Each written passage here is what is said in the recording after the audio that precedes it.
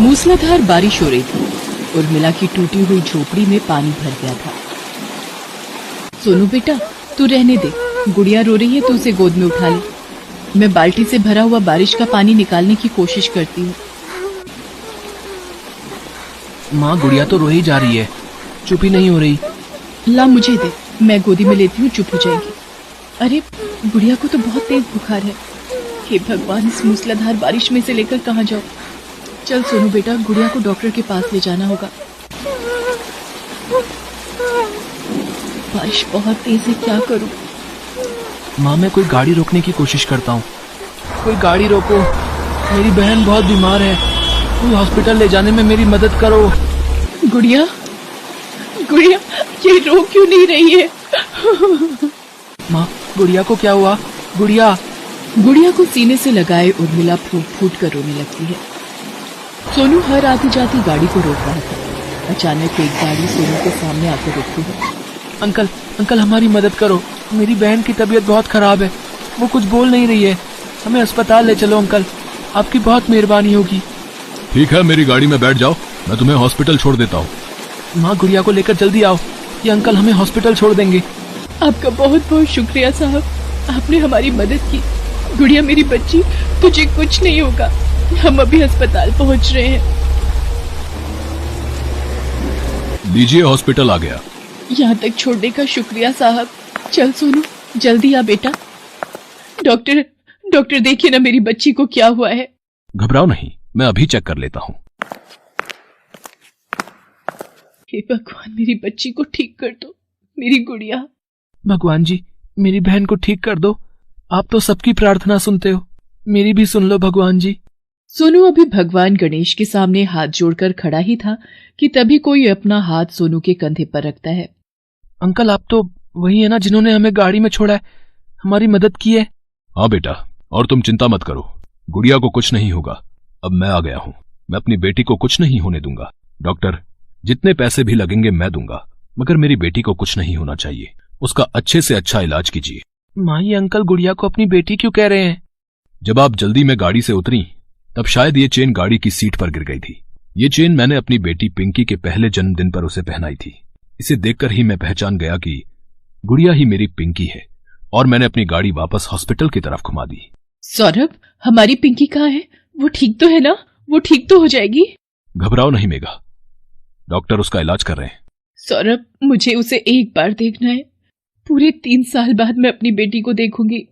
आपकी बेटी को कुछ नहीं होगा मैडम, वो ठीक हो जाएगी। हम तो हिम्मत हार बैठे थे। हमारी बेटी आपको कैसे मिली? हमने अपनी पिंकी को बहुत ढूंढा। आपकी बेटी आज से 3 साल पहले मुझे पूर्णागिरी मंदिर में मिली थी। अचानक भक्तों ने भगदड़ मचा दी। लोग इधर उधर भाग रहे थे। जब सब कुछ शांत हो गया तो मैं अपने बेटे सोनू को गोदी में उठाकर वापस आ रही थी कि अचानक मैंने एक छोटी सी बच्ची के रोने की आवाज सुनी। हे भगवान, ये छोटी बच्ची किसकी है? ये तो बहुत रो रही है। इसके माता पिता भी आसपास कहीं दिखाई नहीं दे रहे। इसे ऐसे अकेला छोड़कर जाना भी ठीक नहीं है। मुझे इसे अपने साथ ही रखना होगा। मैंने आसपास के लोगों से बहुत पूछा, पर कोई भी इस बच्ची के बारे में नहीं जानता था। फिर मैं इसे अपने साथ टनकपुर वापस ले आई। 3 सालों में मैं ये भी भूल गई कि गुड़िया मेरी बेटी नहीं है। उर्मिला कहानी सुनाते सुनाते अचानक रोने लगी और उसकी आंखें आंसुओं से भर आई। मिस्टर सौरभ, आपकी बेटी पिंकी को होश आ गया है, आप पिंकी से मिल सकते हो। अब घबराइए मत, मैं पिंकी के पास नहीं जाऊंगी, मैं दूर से ही उसे देख लूंगी। माँ, हम गुड़िया से क्यों नहीं मिल सकते हैं? गुड़िया तो मेरी बहन है, मुझे उससे मिलना है, उसे प्यार करना है। माँ, मुझे उसके साथ खेलना है। सोनू मेरे बच्चे, हमारा और गुड़िया का साथ बस इतना ही था। अब उसके मम्मी पापा मिल गए हैं, वो उनके साथ बहुत खुश रहेगी। चल बेटा, घर चलते हैं। उर्मिला और सोनू रोते हुए अपनी झोपड़ी में वापस आ जाते हैं। 2 दिन बीत जाते हैं। उर्मिला और सोनू का मन बहुत उदास था। सोनू बेटा, आजा, खाना खा ले। देख, मैंने तेरे लिए दाल की खिचड़ी बनाई है। माँ, दाल की खिचड़ी तो गुड़िया भी बहुत शौक से खाती है, मैं उसके बिना नहीं खाऊंगा, मुझे भूख नहीं है। माँ, अभी सोनू रो ही रहा था कि अचानक एक आवाज उसे और उर्मिला को चौंका देती है। सोनू भैया, अगर मैं खाऊंगी तब तो खाओगे ना? गुड़िया मेरी प्यारी बहन, तू वापस आ गई। माँ देखो, गुड़िया वापस आ गई। हमारी पिंकी के ऊपर आपका हक ज्यादा है क्योंकि आपने उसकी जान बचाई है। हम यही चाहते हैं कि आप दोनों पिंकी के साथ रहो। इसीलिए हम आपको लेने आए हैं। अब से आप दोनों भी हमारे और पिंकी के साथ रहोगे। पर मैं कैसे? क्यों? भगवान कृष्ण की भी तो दो माँ थी, देवकी जिन्होंने उनको जन्म दिया और यशोदा जिन्होंने उनका लालन पालन किया। आप यशोदा माँ बनकर अपनी गुड़िया को प्यार दोगी ना? इतना सुनते ही उर्मिला की आंखें आंसुओं से भर आती हैं और वो अपनी गुड़िया को कलेजे से लगा लेती है और गुड़िया भी सोनू और उर्मिला के गले लग जाती है।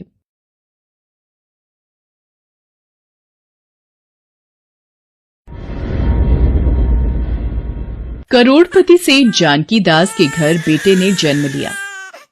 पंडित ने कुंडली बनाई। सेठ जी, मैं कल दोपहर को आपसे मिलने आऊंगा।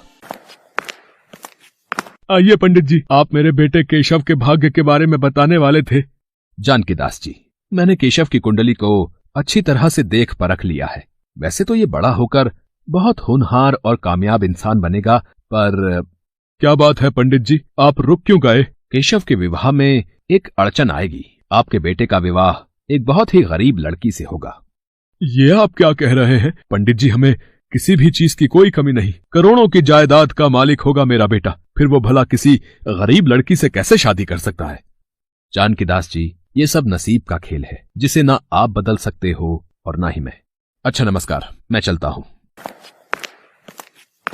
नसीब बदला भी तो जा सकता है।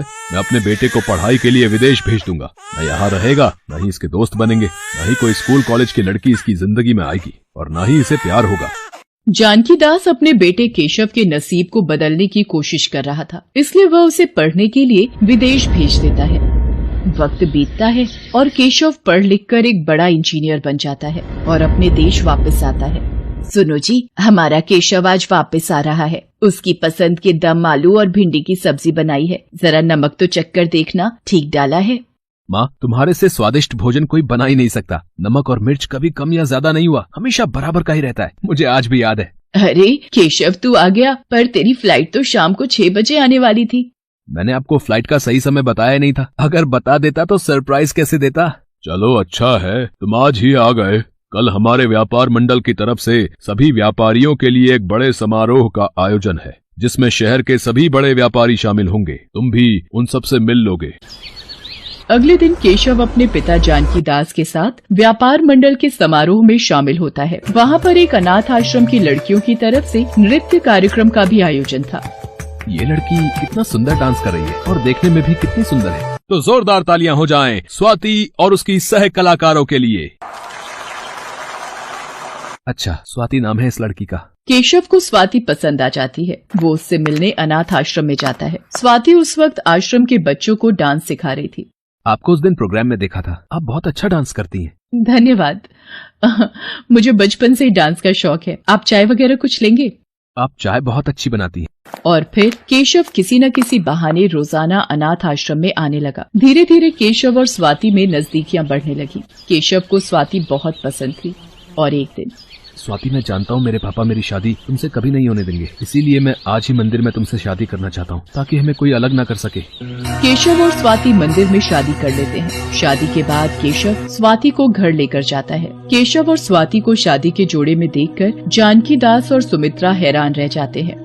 केशव, ये सब क्या है? तुमने ये शादी का जोड़ा क्यों पहन रखा है? और ये लड़की कौन है?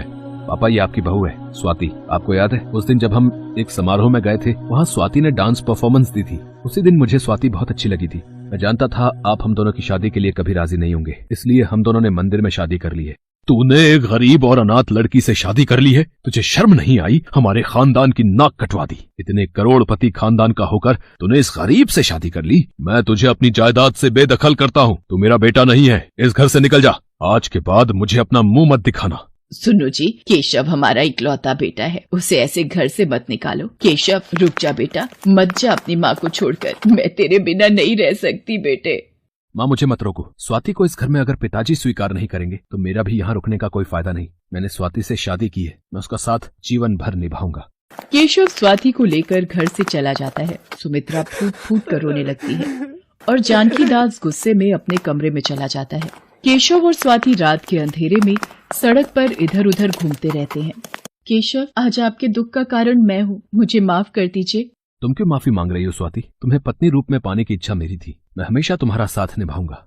केशव के पास कुछ रुपए थे जिनसे वो एक छोटा सा कमरा किराए पर ले लेता है और नौकरी ढूंढना शुरू कर देता है। केशव को एक कंपनी में नौकरी मिल जाती है। वो खुशी खुशी घर की ओर आ रहा था कि तभी एक ट्रक उसे चोट मारता हुआ आगे चला जाता है।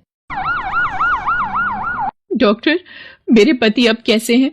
देखिए, काफी खून बह गया है। हमें जल्दी ऑपरेशन करना होगा। आप 50 लाख रुपए का इंतजाम कर लीजिए। हमारे पास बहुत कम वक्त है। 50 लाख रुपए? ये भगवान, मैं कहाँ से लाऊं? पिताजी। हाँ। स्वाति दौड़ती हुई बुरी हालत में सेठ जानकी दास के पास जाती है और फूट फूट कर रोने लगती है।